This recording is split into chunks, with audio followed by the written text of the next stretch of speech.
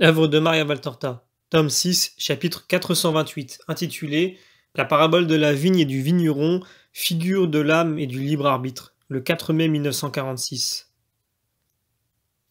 Paix à vous, mes amis. Le Seigneur est bon, il nous permet de nous réunir pour un repas fraternel. Où alliez-vous? Demande Jésus aux anciens bergers tout en entrant dans un petit bois pour s'abriter du soleil. Les uns vers la mer, les autres vers les monts, mais jusqu'ici nous avons marché ensemble, en nombre toujours croissant à cause des autres groupes que nous avons trouvés en route, dit Daniel, qui était berger au Liban. Oui, et nous deux nous voudrions pousser jusqu'au grand Hermon où nous faisions brouter les troupeaux pour y laisser paître les cœurs, dit Benjamin, son compagnon. C'est une bonne idée. Moi j'irai quelque temps à Nazareth, puis je serai entre Capharnaüm et Bethsaïde jusqu'à la nouvelle lune de Elul. Je vous dis cela pour que vous puissiez me trouver en cas de besoin. Asseyez-vous et mettons nos vivres en commun pour pouvoir les distribuer équitablement. Ils étendent donc sur un linge leurs richesses, foisse, fromage, poissons salés, olives, quelques œufs, les premières pommes, et ils répartissent leurs biens bien aussi joyeusement qu'ils les ont présentés après que Jésus les a offerts et bénis.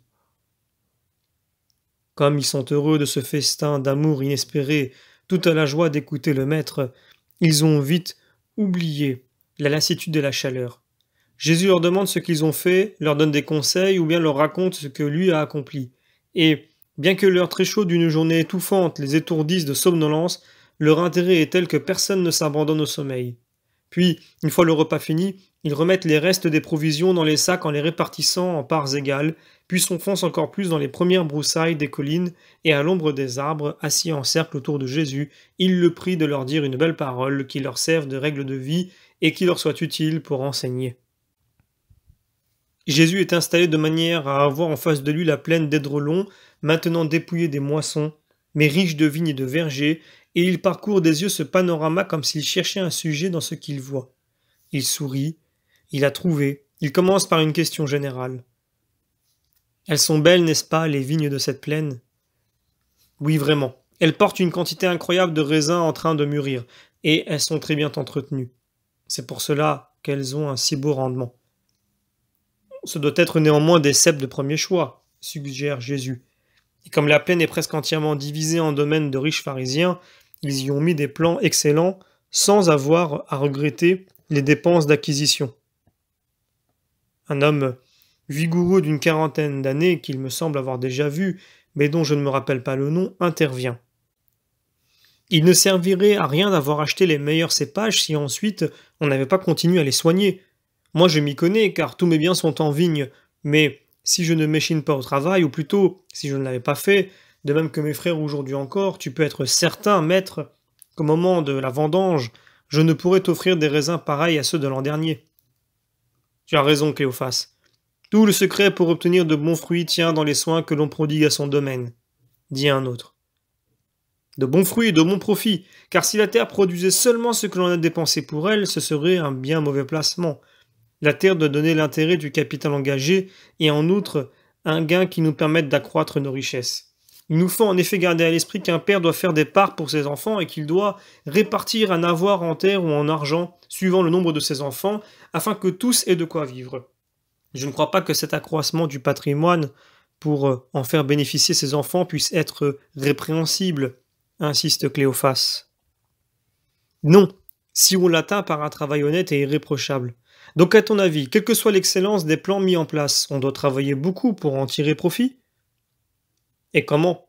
Avant qu'ils ne donnent les premiers grains de raisin, car il faut des années, et donc patienter et travailler jusqu'au moment où les cèpes ont des feuilles. Plus tard, quand ils produisent du fruit, ils sont déjà forts, prendre garde qu'il n'y ait pas de branches inutiles, d'insectes nuisibles, veiller à ce que les herbes parasites n'épuisent pas la terre et que les sarments n'étouffent pas sous les ronces ou les liserons. Il faut aussi bêcher autour des pieds pour que la rosée pénètre et que les eaux stagnent un peu plus qu'ailleurs pour nourrir la plante et apporter de l'engrais. C'est un dur travail, mais il faut le faire même s'il est épuisant, car le raisin, si sucré, si beau, que chaque grappe semble être une récolte de pierres précieuses, se forme justement en suçant cet engrais noir et fétide. Cela paraît impossible, mais c'est ainsi. Il faut encore effeuiller pour permettre au soleil de descendre sur les grappes, Puis, une fois la vendange terminée, arranger les ceps en les attachant, en les taillant, en les liant, en couvrant leurs racines de paille et de fumier pour les défendre contre le gel. Et même en hiver, aller voir si le vent ou quelques maladrins n'ont pas arraché de chalas, et si le temps n'a pas détaché les osiers utilisés pour lier les branches aux tuteurs. Ah, et il y a toujours à faire jusqu'à ce que la vigne ne soit complètement morte. Et après, il faudra encore l'enlever du sol et en arracher les racines pour le préparer à recevoir un nouveau plant. Or, tu sais comme il faut avoir la main légère et patiente, comme aussi l'œil éveillé pour dégager les sarments des ceps morts, mélangés à ceux des pieds encore vivants. Si on avait la main lourde et si on y allait sottement, on ferait beaucoup de dégâts. Il faut être du métier pour savoir cela. Les vignes, mais c'est comme des enfants. Et avant qu'un enfant soit homme, il faut bien des efforts pour le garder sain de corps et d'esprit. Mais je bavarde, et je ne te laisse pas parler. Tu nous as promis une parabole. Vraiment, tu l'as déjà dite. Il suffirait d'appliquer ta conclusion et de préciser que les âmes sont comme les vignes. Non, maître, parle, toi. Moi, j'ai dit des bêtises et nous ne pouvons faire tout seul ce travail d'application. C'est bien. Écoutez, quand notre cher animal est apparu dans le sein de notre mère, Dieu dans les cieux a créé l'âme pour faire l'homme futur à sa ressemblance et il l'a placé dans la chair qui se formait dans le sein. Le moment venu, l'enfant est né avec son âme qui, jusqu'à l'âge de raison, est resté comme une terre laissée en friche par son maître. Mais c'est alors que l'homme a commencé à réfléchir et à distinguer le bien du mal. Il s'est aperçu qu'il avait une vigne à cultiver à son gré et qu'il avait un vigneron chargé de cette vigne, son libre arbitre. En effet, la liberté de se conduire laissée par Dieu à l'homme, son enfant est comme un serviteur capable de donner par Dieu à l'homme. Son enfant, pour l'aider à rendre fertile sa vigne, autrement dit son âme. Si l'homme ne devait pas se fatiguer pour devenir riche, pour se faire un avenir éternel de prospérité surnaturelle, s'il avait dû tout recevoir de Dieu, quel mérite aurait-il eu à se recréer une sainteté après que Lucifer a corrompu celle que Dieu, par grâce, avait accordée au commencement aux premiers hommes? C'est déjà beaucoup que Dieu accorde aux créatures, déchues par suite de l'hérédité de la faute, de mériter une récompense et d'être saintes, en renaissant par leur propre volonté à cette nature initiale de créature parfaite que le Créateur avait donnée à Adam et Ève et à leurs enfants si les parents s'étaient gardés exempts de la faute originelle. L'homme tombé doit redevenir un homme élu, par sa libre volonté. Or, qu'arrive-t-il dans les âmes? Ceci, l'homme confie son âme à sa volonté, à son libre arbitre, qui se met à cultiver la vigne, resté jusqu'alors un sol nu, certes de la bonne terre, mais encore privé de végétation utile.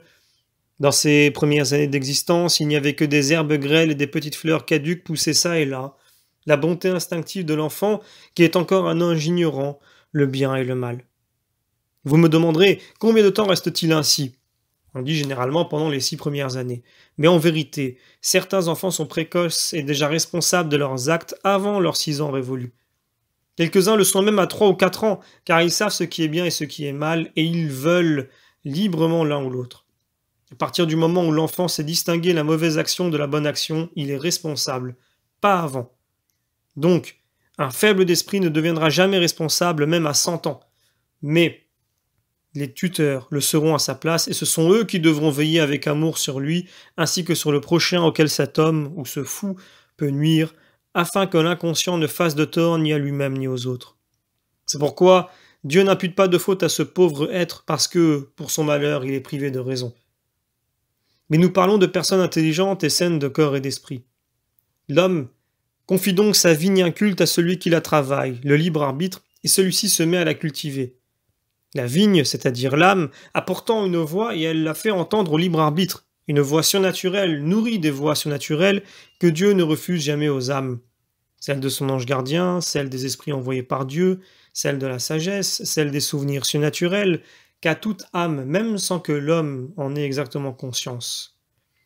Et elle s'adresse au libre arbitre doucement pour le supplier de l'orner de plans choisis, d'être actif et sage pour ne pas faire d'elle une roncerie sauvage, mauvaise, empoisonnée, où nichent serpents et scorpions et où font leur terrier le renard, la fouine ou d'autres quadrupèdes malfaisants.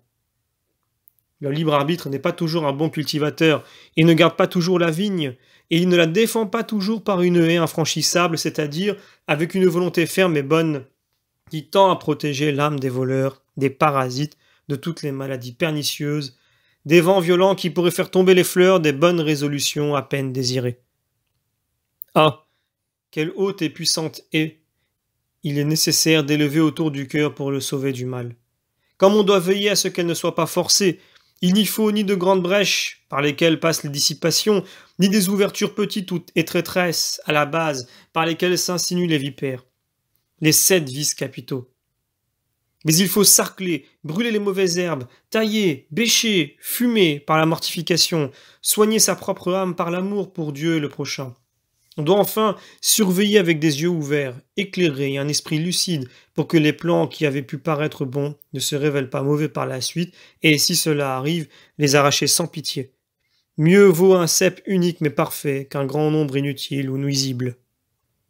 On rencontre des vignes, des cœurs, qui sont toujours cultivés, garnis de nouveaux plants par un cultivateur désordonné qui ne cesse d'en entasser. Telle idée, telle volonté, tel travail, pas mauvais au début, mais qui le deviennent si on ne s'en occupe pas et pourrissent, dégénèrent, meurent. Que de vertus périssent parce qu'elles se mêlent à la sensualité, parce qu'elles ne sont pas cultivées, parce que pour conclure, le libre arbitre n'est pas soutenu par l'amour. Combien de voleurs rentrent pour dérober, semer le désordre, arracher, parce que la conscience dort au lieu de veiller, parce que la volonté s'affaiblit et se corrompt, parce que le libre arbitre se laisse séduire par le mal et en devient esclave, alors qu'il était libre. Réfléchissez donc. Dieu laisse libre arbitre et il devient esclave des passions, du péché, des concupiscences, du mal en un mot. L'orgueil, la colère, l'avarice, la luxure, d'abord mêlés aux bonnes plantes, en triomphe ensuite. C'est un désastre, un feu ardent qui dessèche les cèpes parce que l'oraison qui est unie avec Dieu a disparu et par conséquent la rosée des sucs bienfaisants sur l'âme. Quelle gelée pour glacer les racines par le manque d'amour pour Dieu et le prochain. Quel épuisement de sol parce que l'on refuse la fumure de la mortification, de l'humilité. Quel entrelacement inextricable des bons et des mauvais serments parce que l'on n'a pas le courage de souffrir pour s'amputer de ce qui est nuisible. Tel est l'état d'une âme qui a, pour la garder, la cultiver, un arbitre désordonné et tourné vers le mal. Au contraire, l'âme dont l'arbitre est ordonné vit dans l'obéissance à la loi, accordée pour que l'homme sache ce qu'est l'ordre et en quoi il consiste, comment on le conserve. Cette âme est héroïquement fidèle au bien, car le bien élève l'homme et le fait ressembler à Dieu, alors que le mal l'abrutit et le rend semblable au démon. Elle est une vigne arrosée par les eaux pures, abondante, utile de la foi, bien ombragée par les arbres de l'espérance, ensoleillée par la flamme de la charité, corrigée par la volonté, enrichie par la mortification, liée par l'obéissance, taillée par la force, conduite par la justice, surveillée par la prudence et la conscience. Ainsi, avec le soutien de tant d'alliés, la grâce augmente, la sainteté croît, et la vigne devient un jardin merveilleux où Dieu descend prendre ses délices jusqu'à ce que le domaine, demeurant toujours un jardin parfait jusqu'à la mort de la créature, Dieu fasse porter par ses anges ce travail d'un libre arbitre bon et persévérant dans le grand jardin éternel des cieux. C'est certainement ce sort que vous voulez. Alors, veillez pour que le démon, le monde, la chair ne séduisent pas votre libre arbitre et ne dévastent pas votre âme. Veillez pour qu'existe en vous l'amour véritable et non l'amour propre qui l'éteint et laisse l'âme devenir la proie de toutes sortes de voluptés et de désordres. Veillez jusqu'à la fin, et les tempêtes pourront vous tremper mais sans vous nuire. Et c'est chargé de fruits que vous marcherez vers notre Seigneur pour la récompense éternelle. J'ai fini. Maintenant, méditez et reposez-vous jusqu'au soir pendant que je me retire pour prier. Non, maître, nous ne devons pas tarder à nous mettre en route pour arriver aux maisons, dit Pierre. Mais pourquoi? Il y a encore du temps avant le crépuscule, disent plusieurs. Moi, je ne pense pas au crépuscule ni au Shabbat. Je pense qu'il ne passera pas une heure avant que n'arrive une tempête furieuse. Vous voyez ces langues noires qui se lèvent doucement des chaînes de la Samarie et celles si blanches qui arrivent au galop de l'Occident? Un vent élevé pousse les unes et un vent bat les autres. Mais quand elles seront au-dessus de nous, le vent élevé cédera aux siroco et les nuages noirs chargés de grêle descendront et heurteront les blancs chargés de foudre. Et quelle musique vous allez entendre! Allons, dépêchez-vous. Je suis pécheur et je sais lire dans le ciel. Jésus est le premier à obéir, et tous se hâtent vers les fermes de la plaine. Au pont, il rencontre Judas qui s'écrie. « Mon maître, comme j'ai souffert loin de toi. Louange à Dieu qui a récompensé ma constance à t'attendre ici. Comment s'est passé le voyage à Césarée? Paix à toi, Judas, répond brièvement Jésus avant d'ajouter. Nous parlerons de cela dans les maisons. Viens, l'orage menace. En effet, les rafales de vent commencent à soulever des nuages de poussière sur les routes brûlées par le soleil. Le ciel se couvre de nuages de toutes formes et de toutes couleurs, et l'air devient jaune, blême. Les premières gouttes, énormes, chaudes, clairsemées, se mettent à tomber et les premiers éclairs sillonnent le ciel, devenu presque noir. Poussés par le désir d'échapper à l'averse, ils se mettent à courir à toutes jambes et parviennent aux premières habitations quand, dans le vacarme de la foudre tombée à peu de distance, un déluge de pluie et de grêle s'abat sur la contrée, dégageant une forte odeur de terre mouillée et d'ozone, produit par les éclairs qui se succèdent sans arrêt. Ils entrent. Heureusement, la cour est bordée de portiques et la maison habitée par des paysans qui croient au Messie. Avec vénération, ils invitent le maître à y loger avec ses compagnons.